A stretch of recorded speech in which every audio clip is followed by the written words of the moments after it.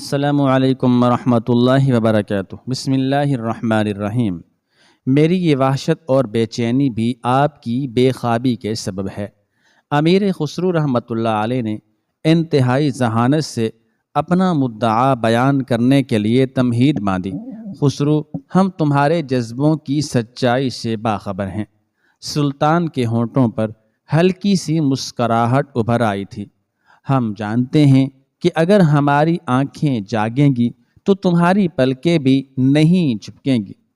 اگر آپ کو اپنے خدام کے جذبات کا اس قدر پاس ہے تو پھر اپنے شبستان جمال میں محو خواب رہیے کہ جاگنے کے لیے لاکھوں غلام ہیں۔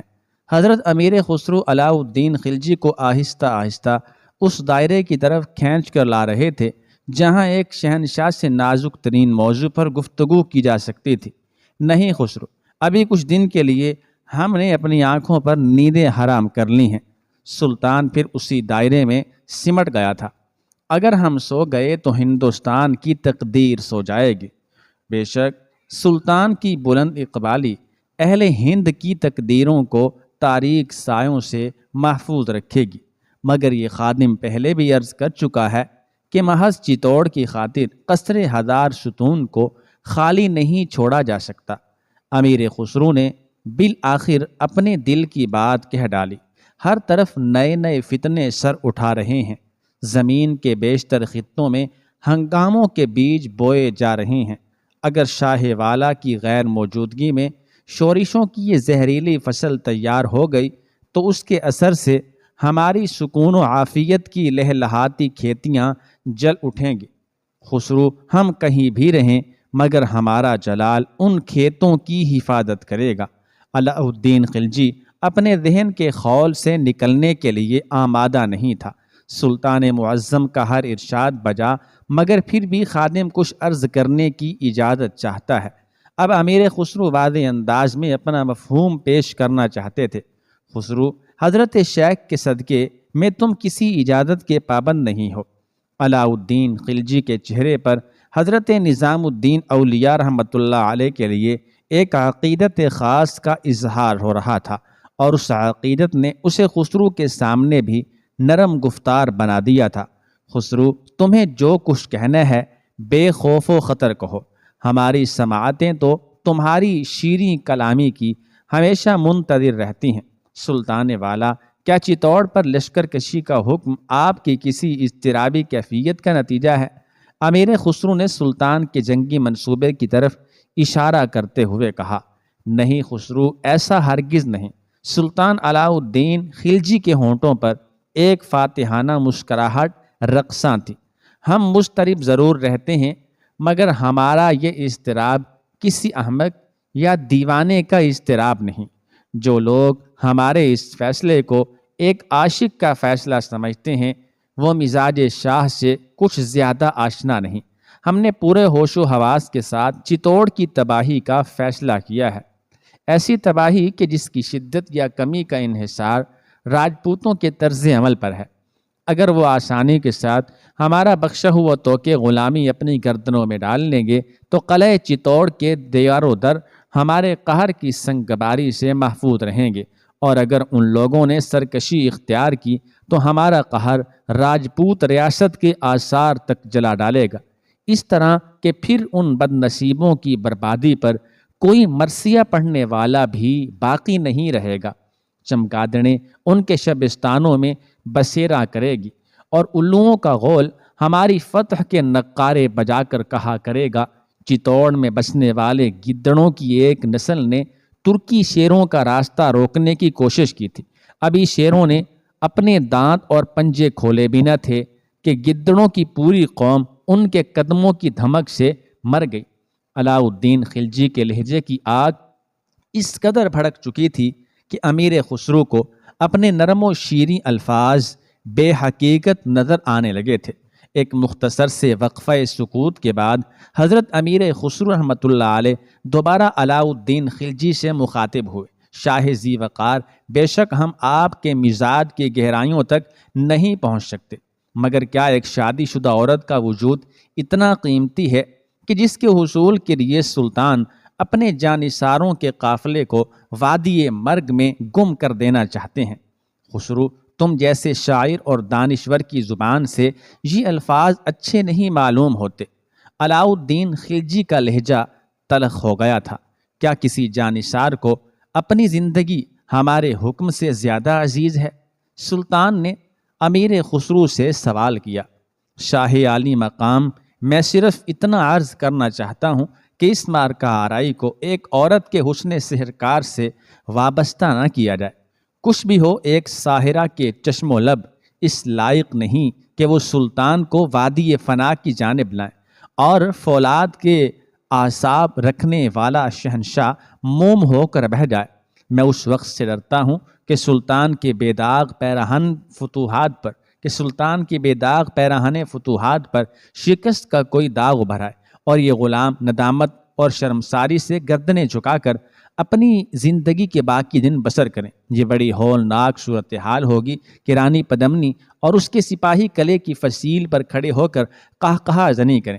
ہماری پشت ایک معمولی حکمراں کی طرف ہو، اس کے تیر انداز ہمارے جسموں کو اس طرح چھید رہے ہوں کہ ہم نے میدان جنگ سے منہ موڑ لیا ہو۔ سلطان معظم خسرو تو اس بات کا تصور بھی نہیں کر سکتا کہ آپ کا وقار خود غلاموں کا وقار ہے، آپ کا اقتدار خود نمک خواروں کا اقتدار ہے۔ کیا کسی جانثار کو اپنی زندگی ہمارے حکم سے زیادہ عزیز ہے؟ سلطان نے امیر خسرو سے سوال کیا۔ شاہی عالی مقام، میں صرف اتنا عرض کرنا چاہتا ہوں کہ اس مارکہ آرائی کو ایک عورت کے حسن سحرکار سے وابستہ نہ کیا جائے۔ کچھ بھی ہو، ایک ساحرہ کے چشم و لب اس لائق نہیں کہ وہ سلطان کو وادی فنا کی جانب لائیں، اور فولاد کے اعصاب رکھنے والا شہنشاہ موم ہو کر بہہ جائے۔ میں اس وقت سے ڈرتا ہوں کہ سلطان کے بے داغ پیراہن فتوحات پر شکست کا کوئی داغ ابھرائے، اور یہ غلام ندامت و شرم سے ساری گردنیں جھکا کر اپنی زندگی کے باقی دن بسر کرے۔ یہ بڑی ہولناک صورتحال ہوگی کہ رانی پدمنی اور اس کے سپاہی قلعے کی فصیل پر کھڑے ہو کر قہقہا زنی کریں۔ ہماری پشت ایک معمولی حکمراں کی طرف ہو، اس کے تیر انداز ہمارے جسموں کو اس طرح چھید رہے ہوں کہ ہم نے میدان جنگ سے منہ موڑ لیا ہو۔ سلطان معظم خسرو تو اس بات کا تصور بھی نہیں کر سکتا کہ آپ کا وقار خود غلاموں کا وقار ہے، آپ کا اقتدار خود نمک خواروں کا اقتدار ہے، اور آپ کا جذبہ تسخیر خود غلاموں کے سینوں میں پرورش پاتا ہے۔ اگر یہ جذبہ ناآسود رہ گیا تو آپ کے قطار در قطار غلام بھی حسرت و مراد کے ساحل پر پیاسے مر جائیں گے، اور وقت کا مورخ زندگی کی کرتاس پر یہ عبارت تحریر کر دے گا کہ والی ہند نے خود اپنی فتوحات کا احترام نہیں کیا، اور محض شعلہ لب و رخسار میں جلنے کے لیے پوری سلطنت خلجی کو آگ اور دھوئیں کی نظر کر دیا۔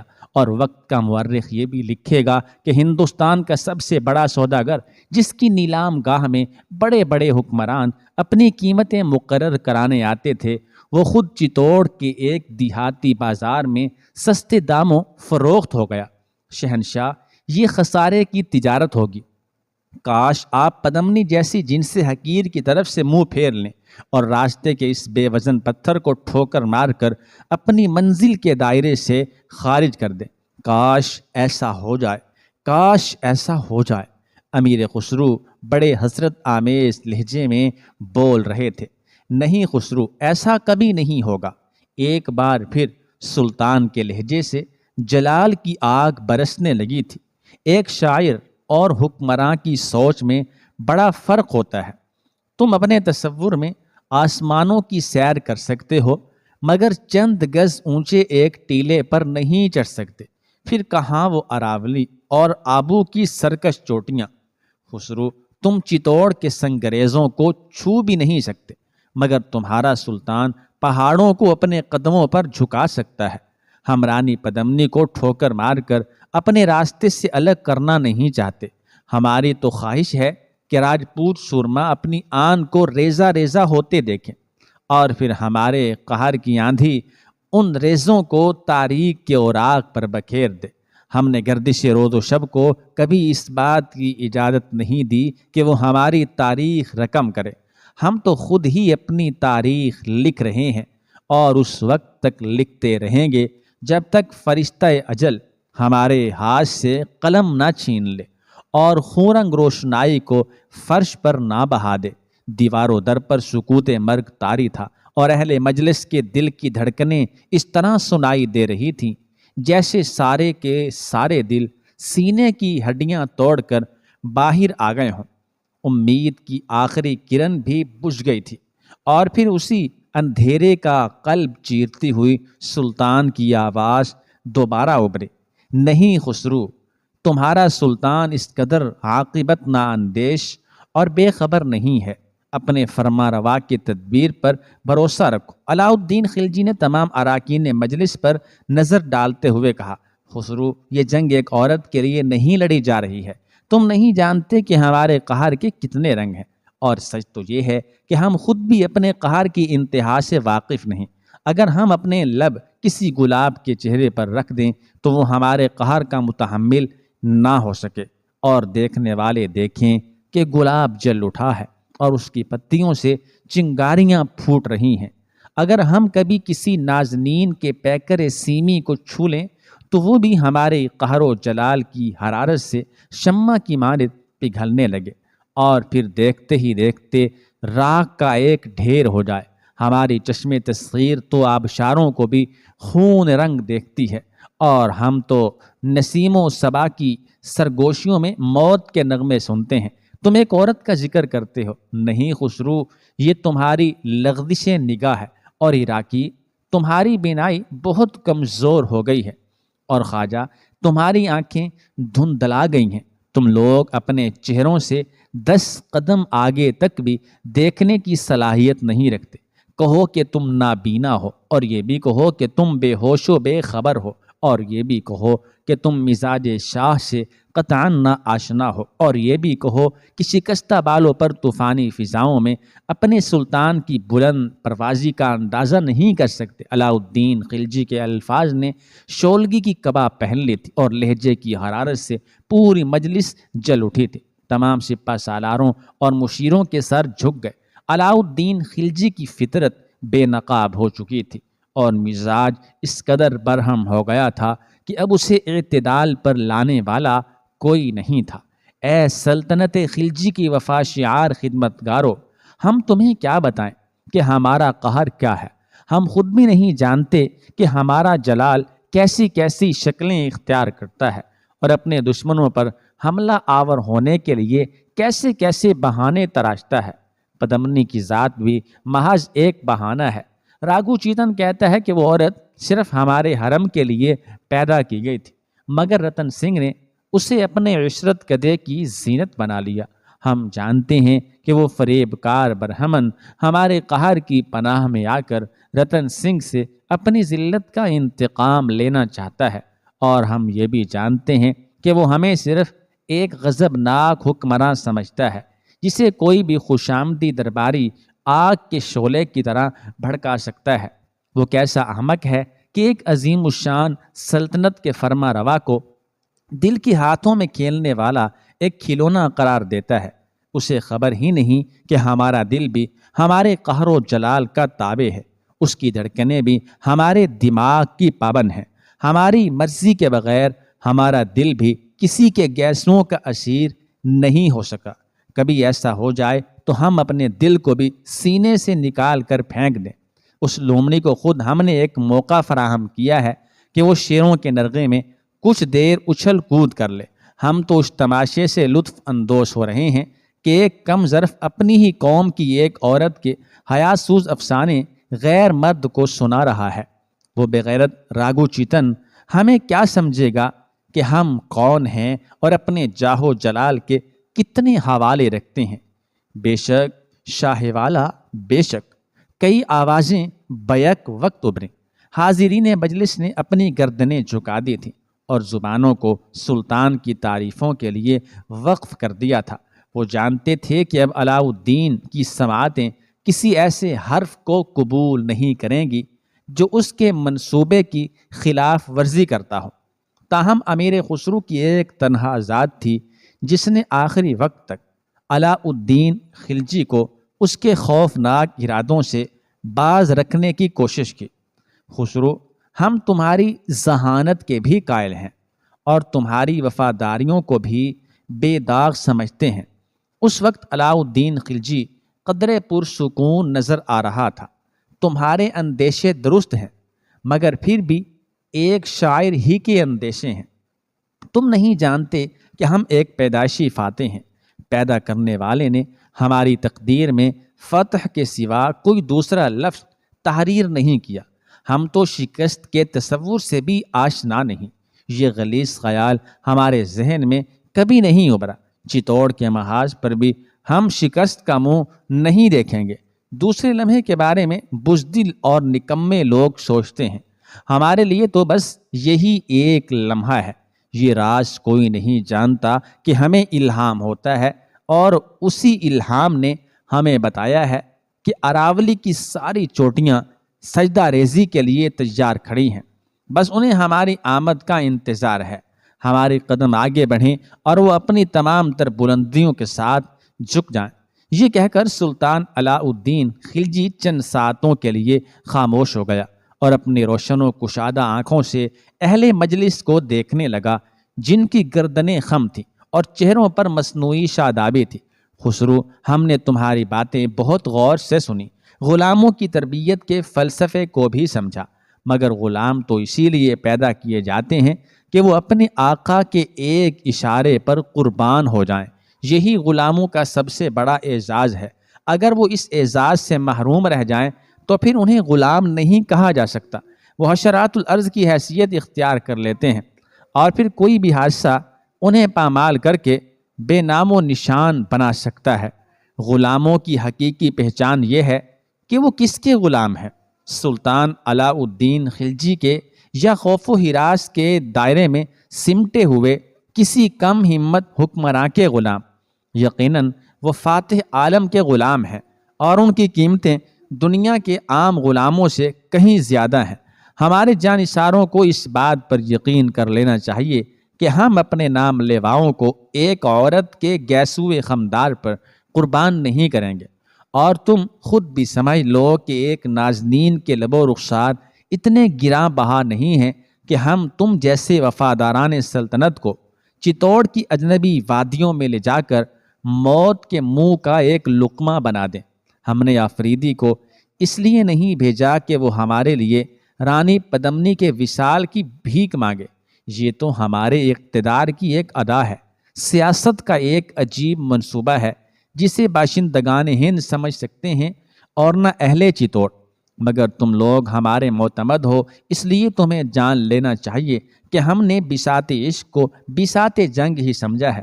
ہم نے رتن سنگھ کو اس کے ناموس کی گالی دی ہے کہ وہ اپنے ہوش و حواس کھو بیٹھے اور اس سوراخ سے گھبرا کر باہر نکل آئے جسے وہ شیر کا غار سمجھتا ہے۔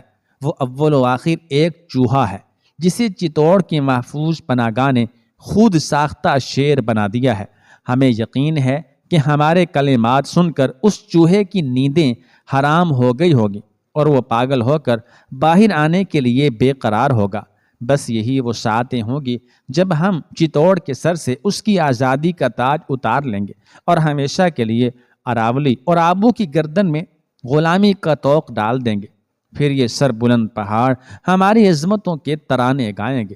اہل مجلس حیرت سے اپنے سلطان کا رخ تابناک دیکھ رہے تھے۔ وہ سوچ بھی نہیں سکتے تھے کہ رانی پدمنی کا نادیدہ عاشق اپنی محبت کے پردے میں اس قدر خوفناک جنگی منصوبہ ترتیب دے چکا ہے۔ مجلس کا یہ سکوت بہت عارضی تھا۔ اچانک علاء الدین خلجی اپنے سپہ سالاروں سے مخاطب ہوا، خواجہ تم اپنی صفیں درست رکھو کہ کل صبح ہم قصر ہزار ستون کو اس وقت تک کے لیے خیر باد کہہ دینا چاہتے ہیں جب تک قلعہ چتوڑ پر علائی پرچم نہ لہرایا جائے، اور عراقی تم بھی ان جوانوں کو تیاری کا حکم دے دو جن کی شمشیروں کی کاٹ نرالی ہے اور جن کی شہسواری کے انداز ساری دنیا سے انوکھے ہیں۔ عراقی کے ساتھ دوسرے سپہ سالار بھی اٹھے، رخصتی آداب پیش کیے اور خواجہ حاجی اور تاج الدین سلطان کی مجلس خاص سے اس طرح باہر نکلے جیسے ان کے قدم اراولی اور آبو کے ناہموار راستوں پر پڑے ہوں۔